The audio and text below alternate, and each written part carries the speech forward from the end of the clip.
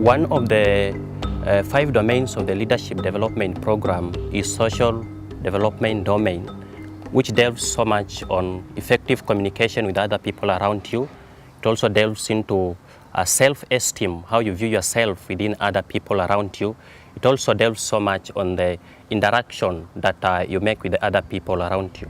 Another domain for the leadership development program is spiritual development. In this area, I've learned how to interact with the youths in my local church, and also I've been a good Sunday school teacher, and I would love to continue with this teaching since it's my passion to do that. The third domain of the leadership development program is cognitive development, and cognitive development entails skills in terms of entrepreneurial skills. Personally, from cognitive training, I was able to set up a small tailoring business in town, that is in Nairobi. And because of the formal training that I got while in LDP, I can confidently say that today I have 10 sewing machines.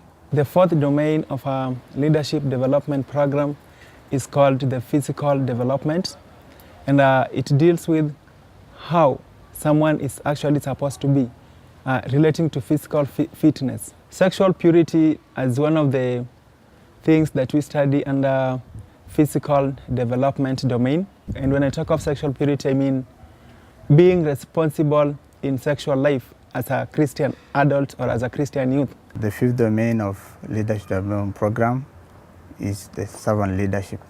Servant leadership is something that comes from the heart. And through servant leadership, I've learned a lot in LDP. For example, when I was in third year, I went to my former high school and I taught chemistry. That is 2009. And those students in 2008, they scored very poorly. And then when I taught chemistry, that is practicals from fourth, definitely the school improved very well. Even the teacher was given a reward. So I thank God for that. Giving out to the community is a great thing that you can do. The first principle in the leadership development program is demonstrate godly character.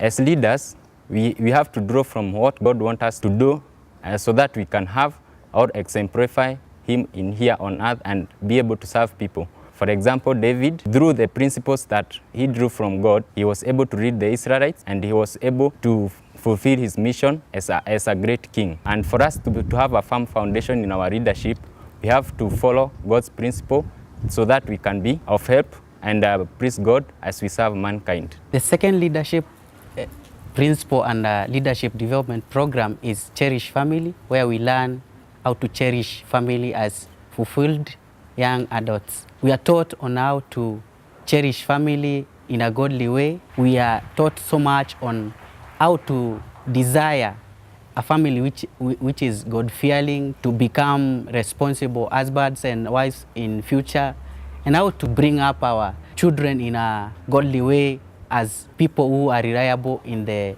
community and in the society. The third principle for leadership development program is commitment to the local church. I have been committed to the local church in the sense that I've gained a lot of knowledge when it comes to spiritual mentorship and when it comes to living a fulfilled life of a Christian. I'll continue using the knowledge I've gained from leadership development program to impact in the society, to impact in my local church, to encourage other students to go my direction. The fourth skill under the 12th leadership principle is live with integrity. This skill involves one being honest. In life, we need to live with integrity because people will trust us with enormous work and they'll give us confidential report of which they expect us to adhere to. People will confide in you. You become a confidant even in your profession. The other colleagues can confide in you some very vital information if you live in integrity. The fifth principle, according to the 12 leadership principles, which is exemplify servant leadership.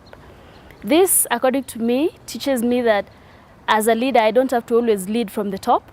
I can always lead from behind. I commit to serve my community and my church according to the principles I've been taught in the Leadership Development Program. The sixth of the 12 leadership principles under the Leadership Development Program is to humbly listen. Under humbly listen, we mean we accept reactions from others as we listen to God as He molds us and shapes our lives.